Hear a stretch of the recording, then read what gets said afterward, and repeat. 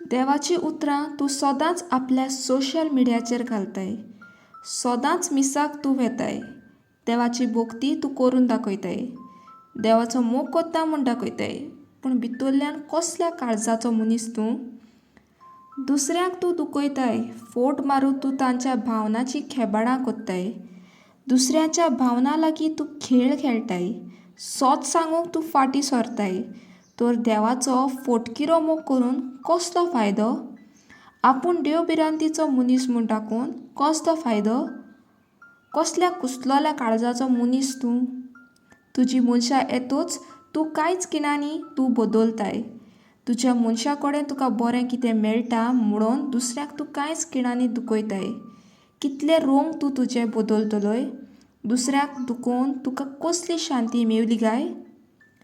संवसारांत असले मनीस तुज्या जिवितांत कांय कारणां लागून येतात, आनी तें कारण म्हणल्यार तुका हो संवसार खरेपणी कसलो तो दाखोवंक, ह्या संवसारांत कसले तरेचे मनीस आसतात तें दाखोवंक.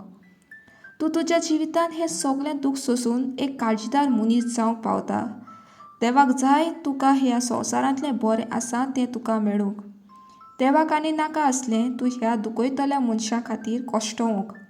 म्हूण तुका देवान असल्या मनशाचो खरो रोग तुका दाखयलो. तर आतां जिवितांत खुशाल तूं जाव, तुज्या जिवितांत बरेंपण येतलें आनी देवाच्या बेसांवांनी तूं परतलोय.